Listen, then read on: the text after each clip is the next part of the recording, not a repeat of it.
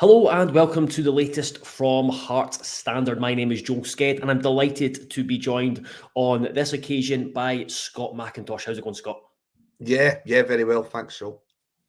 Good. And we are here. Well, I say delighted to be joined. Delighted to be joined by you, but I'm not delighted that we're having to record this because we are having to look back at Heart of Midlothian's 2-0 defeat to Falkirk in the League Cup. And Callum Lobin asks, will we ever win the League Cup again? To answer your question, Callum, no, we will not. That's how it certainly feels like after Saturday.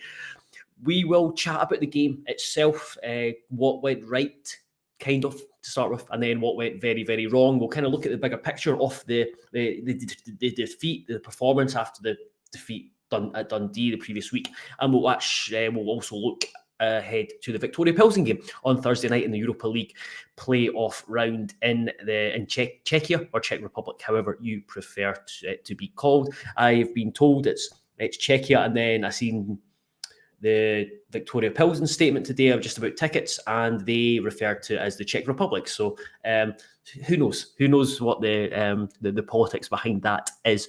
Before we jump in, and I'm just prolonging this us having to talk about Falkirk for as long as possible, but I just wanted to make people that are listening aware of a subscription offer that we're running. It runs until midnight tonight. £12 for 12 months. You get access to all our content, from tactical analysis to exclusive interviews, in-depth features, increased coverage of the B team, opinion news, etc. So if you are not subscribed, we'd love you to be a subscriber. If you were once a subscriber, we'd love to have you back. And if you're already a subscriber, we'd love you to share the message to other Hearts fans. Oh, Scott has vanished. Oh, he's back. Oh, there you go. We will now jump into the Falkirk game. Yay. So, Scott, what did you make of the starting 11? So there's 8 changes, and when I seen the team, I turned to a mate and on Saturday, I went, quite like the look of that. And every time I do that, it ends in disaster, and it ended in a disaster. But what did you make of the decision to make so many changes and the team that Naismith put out in terms of personnel and the way they're set up? Yeah, I think very similar to yourself. I think when you see the 11 on paper, I think it's fine. You know, there's a spine to that team that played very well for us, albeit a couple of years ago now when we first came back up through the league. So although the likes of Gordon, Boyce, Halkett, Kingsley, they've not had a lot of minutes recently, I think when you look at the type of game that we're in, they bring a lot of experience to that. And I do like Liam Boyce as a number 10. I do think that the way he plays the game, it does normally lead to centre halves having to make a decision about whether they come out their comfort zone or not. With the likes of somebody like Vargas playing up top, that can create space for him. So I think on paper it was fine. I think what you see is after the sort of opening 20, 25 minutes, you can see that although on paper it looks fine, when you consider how high we wanted to push our fullbacks and be so aggressive, you then started to see where the issues came from. And I think primarily playing Halkett and Kingsley as your two centre halves was maybe not the right way to go when you've seen how we wanted to sort of play the game in terms of intent from an attacking point of view. But yeah, not got an issue with making so many changes, considering that rotation, well, I thought was going to play a big part in this season. Obviously, Naismith's post-match comments suggest that might not be the case now. But yeah, I've not got an issue with that per se. And again, similar to Dundee, I've not got an issue with the formation. It's probably just a bit more down to personnel rather than the system itself that maybe went against us after the opening 20. Yeah, I think that's how I felt, and it's easy it's really easy with hindsight going back to the Dundee game and the 3-5-2 is like, I can see why he set up with that.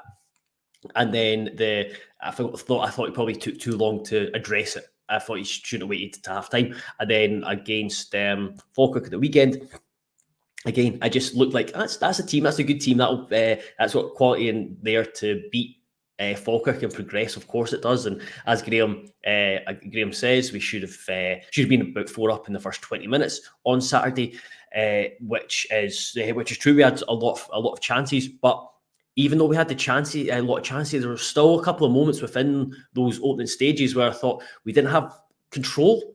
And what I mean by that is like we were getting the ball forward well, but when we lost the ball, I just didn't think we had the structure there to allow us to defend solidly against Falkirk. Like you said, it's with Halkett and Kingsley.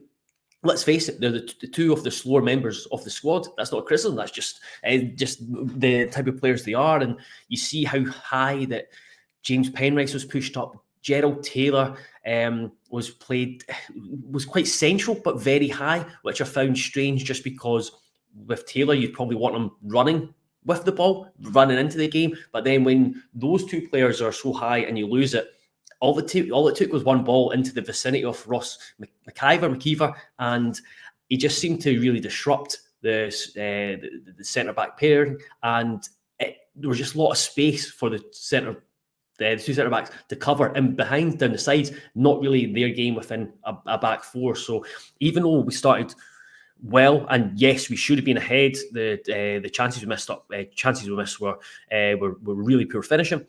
There were still concerns within that, and then it just seemed to kind of deteriorate from there. Yeah, and the funny thing is that Saturday was a year to the day since that game, that sort of famous European night against Rosenborg at Tynecastle. Yeah.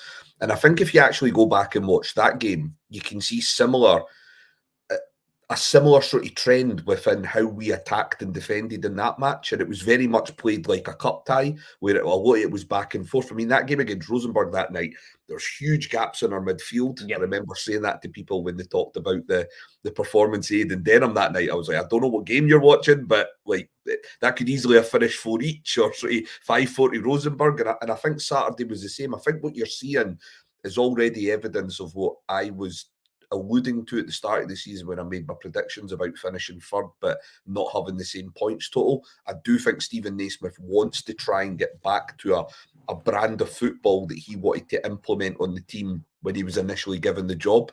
Now, we all know that he'd done very well at sort of being quite flexible last season. When it got to around October time, he realised he didn't have the personnel to make it work, and we decided to focus more on sort of out of possession, discipline and shape, and being a bit more rigid. And we also had Lauren Shanklin outscoring just about every XG metric that's out there. So yeah.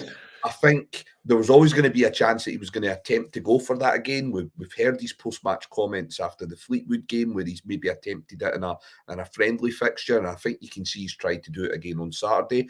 I don't have a huge issue with that per se. I think Saturday's a really big disappointment, but I think we probably don't really know just how big a disappointment or missed opportunity it is until further on in the season when we see how we're competing in other competitions. Mm-hmm. When you see that we would have got Celtic away, maybe takes a little bit of the edge off the disappointment. But look, we all know that it's a record in a competition that, you know, we shouldn't really be having as a team that sort of proclaims to be the third biggest in the country. But I think when you go away from that initial disappointment, you can see what he was trying to do. He probably has learned a lot about his squad again, similar to maybe what he did do against Dundee. I think against Dundee it was more of a collaborative effort between the manager and the players. I would like to shift the accountability more towards the players on Saturday. Yep. I think although there was system flaws with how aggressive the fullbacks were, there was still enough quality where we could have been 3 or 4-0 up. And unfortunately, we really lacked composure in the first half. And I felt we lacked character in the second half. I felt that, you know, certain players' body language again, you know, similar to the Dundee game, the body language of certain individuals concerns me more at the moment than what the managers do. Yeah, there's a few strands to that I completely agree with.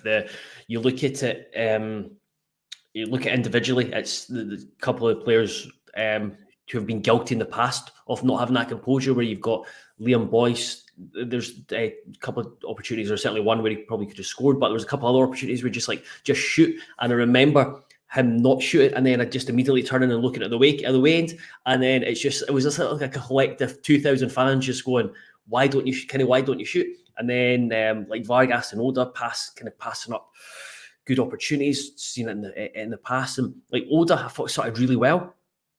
He was lively, but as soon as he missed that chance, that's almost like seemed to be his game. As soon as he missed that chance, that was him. He kind of just completely fizzled out, which was a frustration. And again, you see it from the crowd when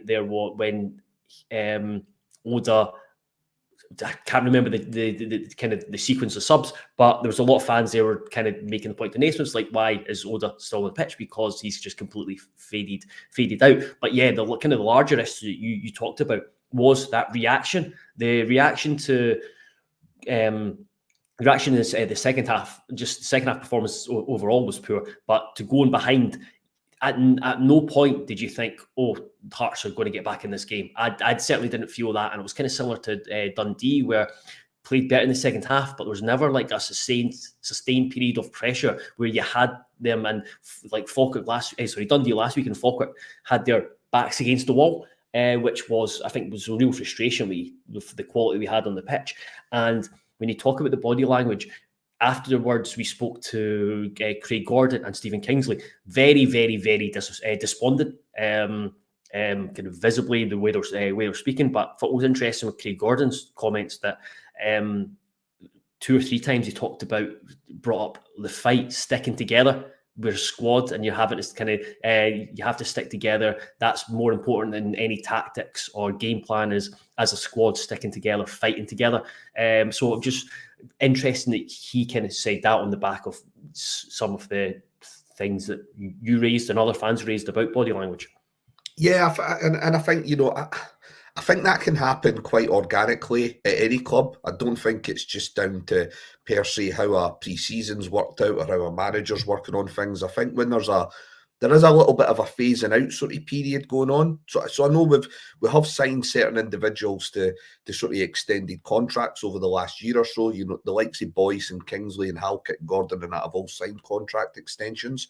But I think when you look at the makeup of the squad now, generally speaking, they're players that are beginning to sort of phase out of being first team regulars, and we're now bringing in other players to try and stake places in that squad. And I think that can sometimes bring probably less harmony than maybe there once was, which is fine. I think if that competition breeds positivity on the park, it's fine. You're just not really seeing it just now. And I don't know whether there's just a little bit of lack of confidence maybe in people's own ability or sort of places within the squad and sort of role within the squad. I don't know if that's having an impact.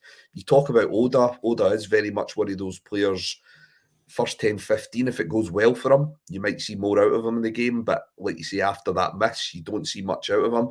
I think with Gerard Taylor, I think his confidence has been knocked over the last couple of games. But I do think part of that is because he, like a lot of fullbacks, is better with the game in front of him. I think when you start trying to play him as a wing back, there's issues with that. And you can see that with even, top quality players. I think Andy Robertson's a good example of that. Andy Robertson's a far better left back than he is a left wing back. And you've seen that in his performances for Scotland. So I think there is things that Naismith needs to try and figure out quickly.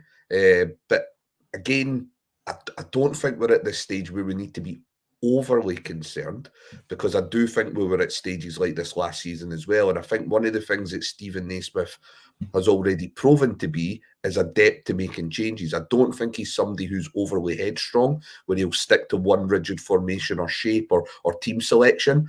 I think he does learn things quite quickly. And we saw that last season, not just from game to game, but from half to half. Yeah. We saw a lot of opportunities. Now, I'm not saying I want another season of needing to see that many changes in game, but one of the things that does bring me a little bit of comfort is knowing that we do have a manager in charge that is capable of doing that.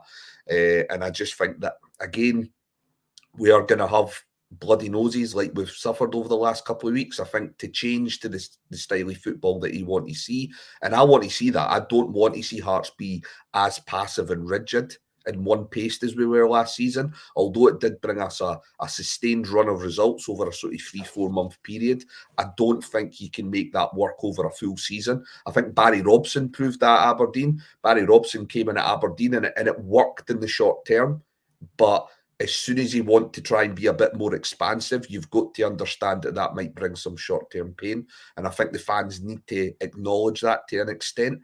That doesn't mean, though, that because we've had a couple of poor results, that those results will just continue. It's different challenges. And I do think one of the things about Thursday, which opens up an opportunity, is we're going to be up against probably a 3-4-3 formation, and we are going to have an opportunity to maybe play the same way we did against Rangers, where it's a bit more back to front and it's a bit more transitioning and maybe playing balls over the top of them and finding pockets of space behind the wing back. So Thursday might actually represent a good opportunity for a sort of instant result and instant reaction to Saturday, rather than say a home game against a St Johnstone where again you're facing a stuffy side and it's the onus is on you to be creative in that sort of midfield and sort of attacking third space.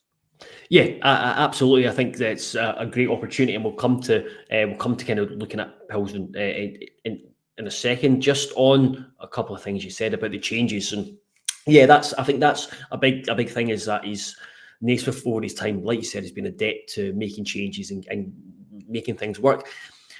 Is it? But on the flip side, do we need to start seeing him be able to get more things right from the beginning and not having to change as much from game to game or half to half, like you said, that it's getting to the point where you probably need to be slightly more consistent and Hearts starting games well, like they started against Falkirk well, but not having to make sweeping changes or change formation at halftime. I think that's a positive. I could kind of wrote about it last week. Is that I think it's a positive when you have a manager willing to make changes, but at the same time, you probably don't want it to happen as regularly as it did last season. Something as you said. Yeah, I think that's a fair way of looking at it, and I think if you were to speak to Stephen Naismith in-house, I think he would probably admit to that. I think that'll be a frustration that they're feeling at their end as well. Now, you could say that he's contributing to that. I think certainly the Dundee game, he did contribute to that with the system that he started with. Again, not so much the system, but the personnel maybe not being well adept at playing within that system, so to speak. It is just August, and I think this is probably a conversation where we'll have a better understanding of where we are maybe in a couple of months' time, and whether it has just been a bit of a blip and a bit of teething problems, settling new players in. You can see that we're struggling to fit certain players into their strongest positions. I think Blair Spittle's a good example of that, because we're missing Neuenhoff and Benny. And because Devlin and Grant have had a bit of a mixed start to the season, we're trying to play Spittle in that sort of deeper role. And although he played there for quite a bit during his first season at Motherwell, I think we can all agree that, he definitely came on leaps and bounds when he was pushed up into that sort of midfield free or attacking third last season. I think with Jan Danda, we've tried to play him out wide right and wide left. I think he's better from a central area. But I think that points towards maybe a bit of a lack of confidence in our wide players, and that's something that I felt over the whole pre-season. It's still the area of the park that I still have huge concerns about, particularly the right side of the park. I just don't think I don't think Musa is a right winger. I think over time he will prove to maybe be an option for us up top, but I don't think he's a right winger. Oda, again, the jury's out on whether he is going to move on in terms of his progression, whether he's going to do that or not. And again, with teams like Hearts and what Naismith likes to do in terms of alternating his wingers either during the game or from game to game, is he going to get a sustained run in at a club like Hearts to be able to progress his game? I don't know if that's the case. Then over the left side, Alan Forrest had a really good season last season, but again, he's probably a squad option if you wanted to be really honest about him, as much as I like him. And then you've got the enigma that is Barry Mackay. And again, I just feel like that's a circular conversation that you've had about Mackay now for the best part of 2 seasons. And he's one of the ones that I felt on Saturday with the body language just was way off for me. I felt that him and Shanklin in particular, I was very disappointed with what they had to offer when they came on. And I get that quality-wise that can happen, but I just felt their body language wasn't really what I'd expect from 2 seasoned professionals.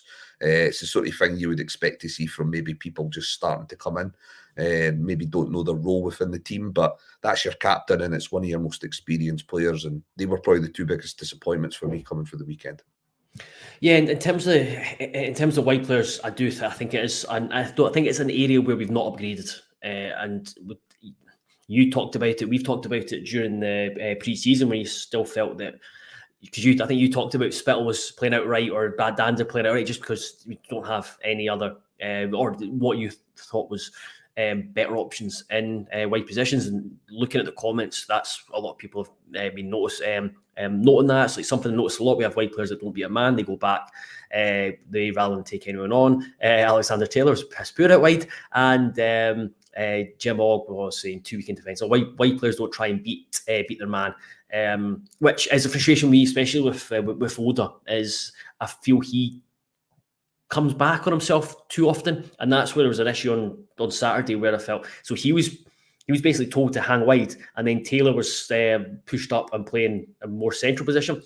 Just flip it as if to give the ball to Taylor because he's more likely to drive at fullback than Oda is, or more consistently, and then you have Oda trying to play I've between the noticed lines. that being a bit of a general trend and theme though in football. Like even if you look at it from an elite standpoint, you can see it when Man City sign a lot of players that are maybe mavericks. They're maybe luxury players who are used to playing out wide. I think Grealish is a good example of that. You can see it a little bit with Jeremy Doku as well, where their natural instinct is to take players on, but you see within a few months that they start to think about what they're doing for the team. And I think that's something that's quite. I think that's why everyone liked watching Spain at the Euros.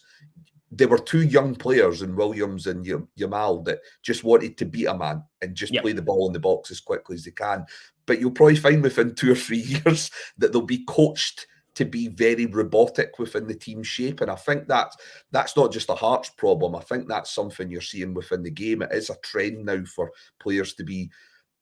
I get it, and I get that obviously you need shape within your team, both on the ball and off the ball, but I think fans specifically still want to have those types of luxury players that we can enjoy watching. And you can see that in Oda. You can see the difference between Taro Oda that started those first 4 or 5 games under Naismith and what he's trying to do now. There is a lot more about playing the ball back. And again, I don't think that's just lack of confidence. I think that can come through Mumps and Mumsy being coached a specific way, and that's not a knock on Stephen Naismith. As I've just said, I think that's just a bit of a trope now within football generally. Yeah, yeah, exactly. It's unfortunate because as fans, you want to see guys who are just direct and fast and take players on and are not worried about losing possession or like losing control in the final third. Hearts have a player like that in their possession. I've watched. Yes, it's a low league, but I've watched the B team 3-4 times now this season. Finlay Pollock has been electric, and sometimes his final product is might not be there. Might overhit a cross or hit a first man. That's natural for any wide man, it seems. But every time he gets a ball, his first thought is to run the fullback. And I feel sorry for the left backs in the low league he's been up against because they have been given an absolute torrid time. Spoke to Finlay Pollock after the game on Friday, and he was asking about his position because I think a lot of people thought he was a centre midfielder, and he says he views himself as a winger now, and he is so quick, so exciting. I spoke to a coach from an opposition team, and he just kind of just blew his cheeks out. He was kind of left speechless with Finlay Pollock because he was so devastating. So there is someone in there who in the club who I think has got that, could potentially fill that winger role. I think it's maybe asking a bit too much of him to come in and do that now, just because he's missed so much football. And the thing with the B team is it allows him to play regularly, get minutes under his belt. He's still building up to kind of like full 90 minutes. But yeah, he's if he keeps it up, then the wide players in the first team will be looking over their shoulder. If, like I said, if they continue not to maybe deliver and give the team what fans want them to give the team, and like you said, Danda and Spittle end up playing out of position. Before we move on to Plzen, I'll just want to talk about the Naismith's comments about the rotation. I'll play it here because I've got it's a 29-second clip. Probably clears it up that we can't rotate as much. We've given everybody a chance in the squad to make a mark on the team and say, right, I'm playing every week. Yeah. The last 2 performances haven't given us that, so it probably clears that aspect up, that we need to make sure we just have an 11 out there that now gets through the games. There's a tight schedule that we're going to get into, and we'll we'll just need to put on a team on the pitch that we think's going to win us a game. So we've touched on the rotation, the changes. What did you make of his comments, Scott? And do you get this? Do you get the feeling that over the next few games, between now and maybe the international break, that we could see a much more settled team? I was a little bit surprised by the comments. I don't think we need to be as knee-jerk as suggesting that there's no value in rotation now. Because I think if you look at certain individuals who played on Saturday, I think if you look at Kingsley and Halkett, they've still got, especially in Kingsley's case, a hell of a lot of value to add to the team. Maybe within the right system, maybe playing that back three. I think you can see that Stephen Kingsley's more settled within that. Halkett would probably be more settled centrally in a back three as well. I think,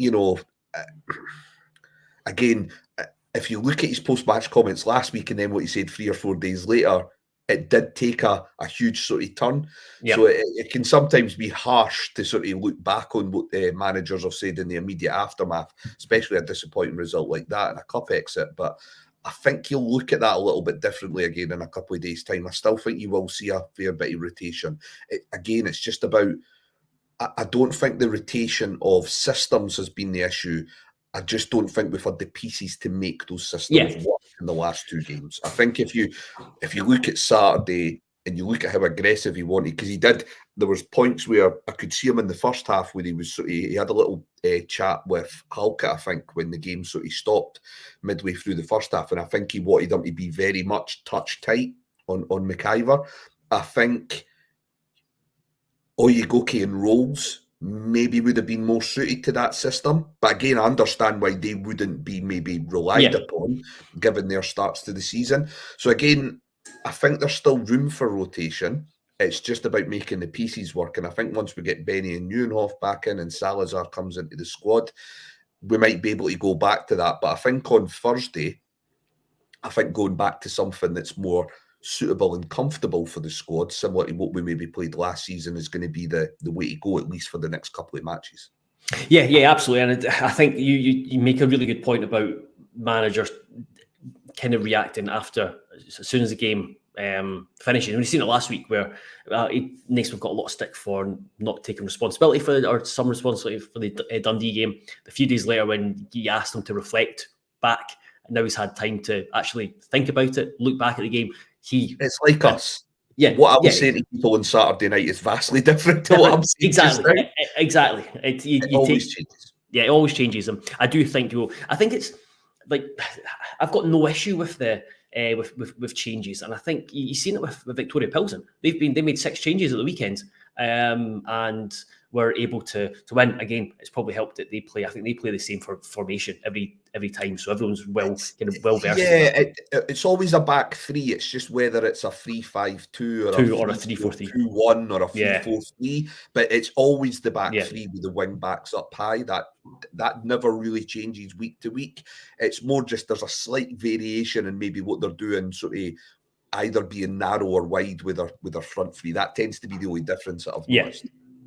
Yeah, and I do think there's probably a frustration because 12 months ago you could understand a slow start just with the new management team and getting players in late, whereas this time a lot of players have came in early and you're thinking, right, hit the ground running. It's just not worked out like that. I still fully believe that within a few weeks everyone it'll be much more chill, and everyone can be aware of what's expected of them, and things will calm down. And like you, I don't think it's there's any time to panic. There's a few things that have been concerning over the last 2 games, but nothing that you think that's really drastic. Looking ahead to Thursday, how are you feeling about it? We've kind of talked about Plzen and the way they set up, but how are you feeling about Hearts going to the Czech Republic?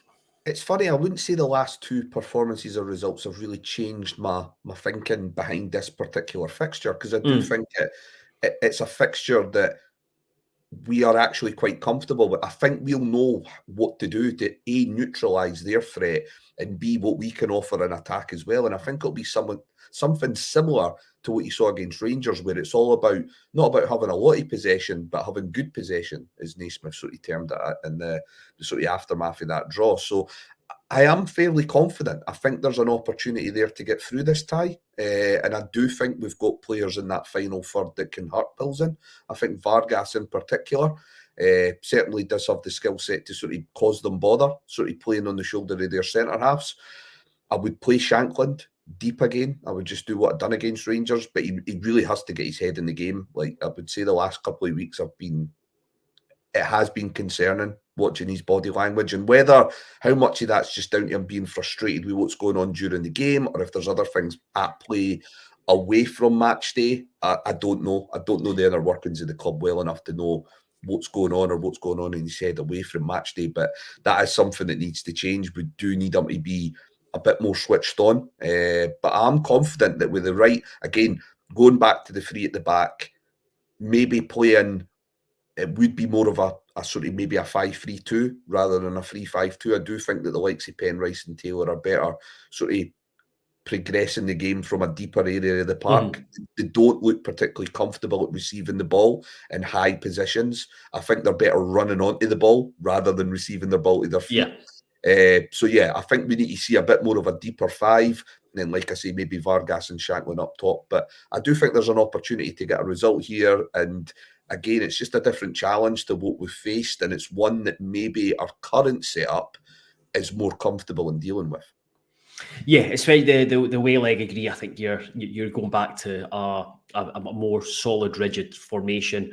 Who would be your midfield three, or who would you look to play in the midfield? I think for me, you're probably looking at Boateng and then Grant and Devlin. I think having Devlin and Grant in there brings a little bit of sort of continuity from what we've done in Europe the last couple of years. I think having players with that experience will help us on Thursday.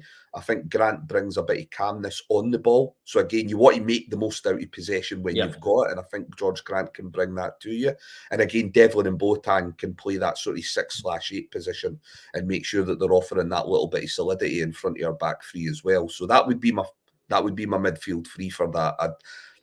I know there are other options there, but I do think Spittle and Danda are better suited to playing further up the park where they don't have that responsibility defensively. And to me, I would be looking at them maybe being a bit more involved in the home leg.